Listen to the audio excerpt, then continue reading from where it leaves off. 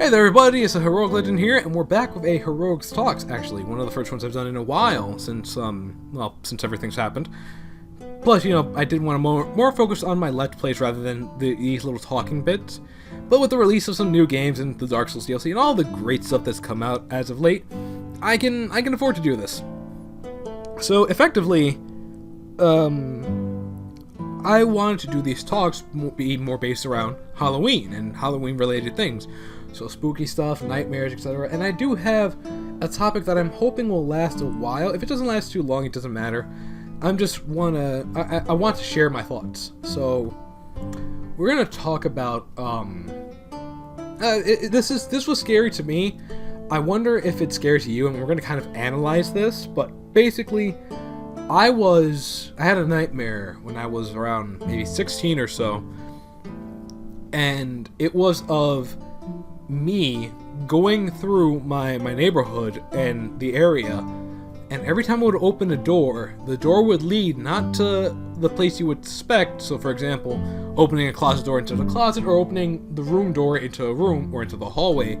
I would instead open the door and I would be in an entirely different place than the one connected. And of course, initially this didn't freak me out. And it was actually kind of cool, because I met up with my friends in the dream. We all started going through doors and laughing and having a fun time. We made jokes based on it. Until I arrived at the train station getting out of elevator doors, air quotations, that was actually the door to a bodega nearby.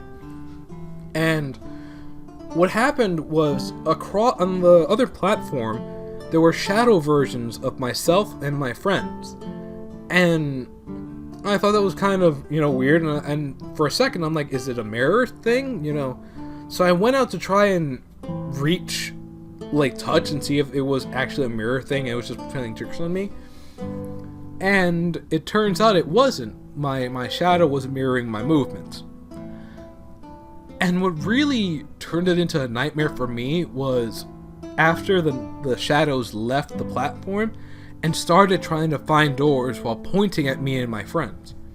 Now, it was a little bit of a spoiler alert for anyone who's just wants you to get right to the point. They didn't catch us. I woke up before they caught us. But the point was, after a while, this became a worried run away, a worried chase between myself and the shadows, trying to run away from these shadows and to prevent whatever they had planned for me, to be honest. What really freaked me out on a subconscious level, though, was that there was nowhere that was safe.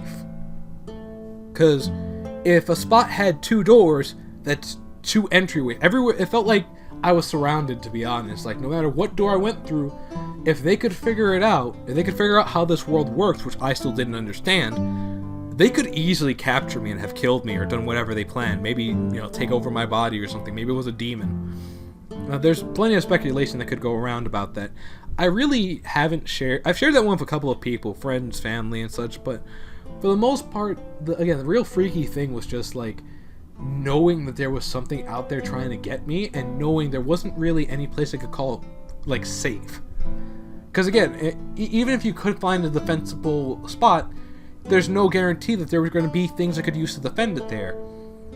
And I like to think I'm fairly resourceful, I do sometimes, I'm walking around in my neighborhood and I'm like, if I got, jumped, there's a nice pipe in the garbage there I could just pick up and swing, to try and, fend for myself. Or maybe there's a spot I can run into and call for help, or maybe I could just call for help, period. The point is, there were a number of options in the outside world that were available to me that in this dream world weren't, because it felt more like a series of rooms. And there was no way to get outside, which I think is where I was trying to reach. But again, the way to outside is blocked by doors. Now, I appreciate it if you do try to psychoanalyze this and maybe explain to me, if there were some even deeper meaning that maybe I'm not aware of that could have possibly been going on a subconscious level. I do like to think I have a rather... I don't quite remember the word, but I do think about a lot. So I like to think that I can come to conclusions on my own and pick apart my own mind, which is a bit of a scary thing to do when you're me, to be honest. But yeah, effectively, every time I went through a door, they were always there, but the worst part about it was they got closer every time. Like, the first time I met them, we were a platform away. And that is rather close if you think about it, especially if you think about certain subways.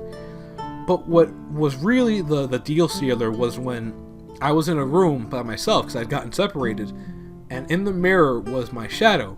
And he was just kind of smiling because he knew, like, maybe he knew that the next door was going to be the one I was going to be in.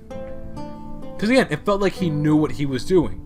Whenever I saw him, he seemed a little frustrated that he couldn't get me right then and there, but he always wore this smile that was like, I'm going to get you soon, though.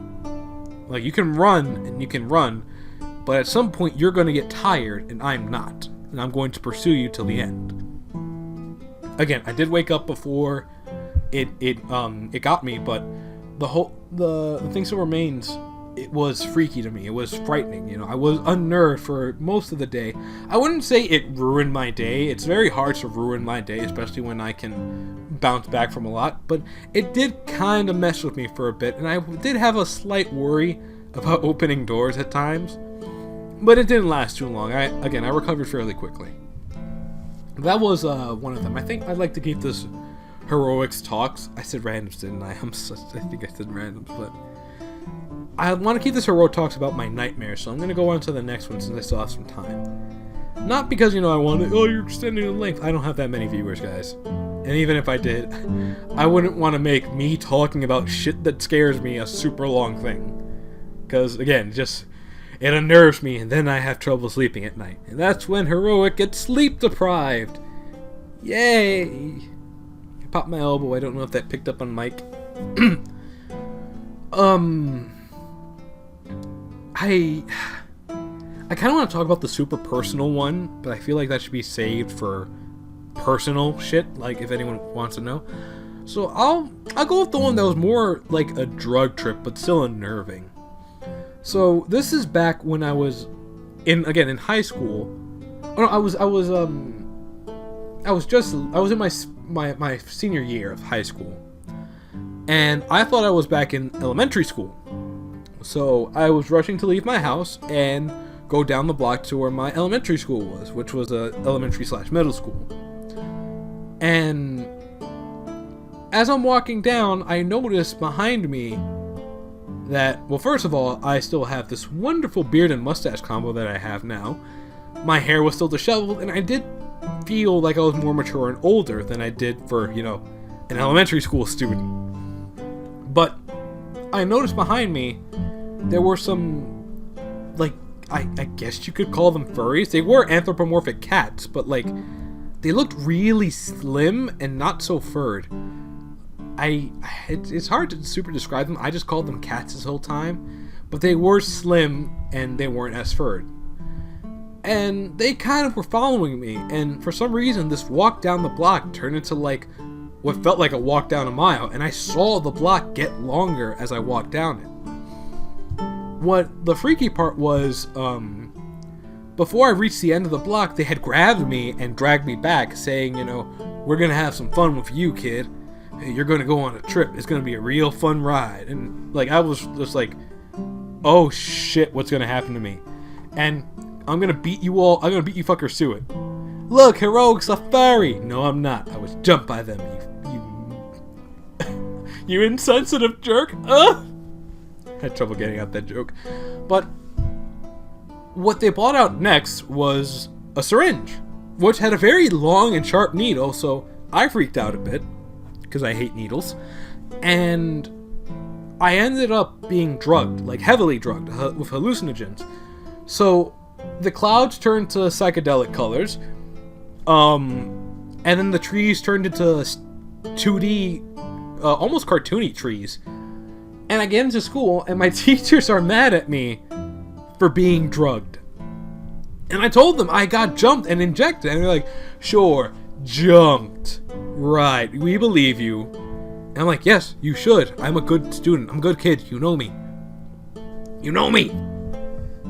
And, like, when I left school, I had to leave school early because of that, and when I left it, they were right outside, like, you enjoying the trip, buddy? And that's when they turned into more monstrous versions of cats, and I'm just like, oh sweet Christ. I ended up waking up not too long after they grabbed me for the second time. But I just kind of sat up and wondered to myself, I am classifying it as a nightmare, because it was, again, very disturbing. And I was just like, what the fuck, brain? My dad used that tale to tell me, this is why you don't eat greasy foods before bed. And I'm like, A, it was salami, so I'm not sure how greasy salami could be. It wasn't even like a lot, it was like 2 pieces. And B, maybe this is a deeper issue. Nah, though, my dad cares. He just wanted to make a quick jab at me. Because you gotta laugh about the situations, to be honest. If you can't laugh about them, situations are gonna really win. Oh, pardon me. I am fighting off I feel like I'm fighting off a cold. I know most of my family's catching it, but... So I think that's all the time we have for now. I don't want to keep this too long. Decent length. And this is just me using the mic for once, so no need to worry about action fucking things up or me pressing a button. But yeah, regular videos will conclude next week. But for now, I want to focus on Halloween stuff. And since I can't play horror games because I'm a little baby back bitch, I'm a little scaredy boy, I decided this is the next best thing, just talking about scary stuff. So that way I affect myself on an even deeper level than the games can. GG. But yeah, until the next episode, I want to thank you all for watching and listening. Well, listening mostly. You're just going to be watching gameplay. If you watch the gameplay over my audio, good job. It's hard for people to ignore me. But also, thank you for maybe noticing my skills. You may have learned something. But yeah, until the next episode, I just want to say thank you all for watching and listening. And until the next episode, laters.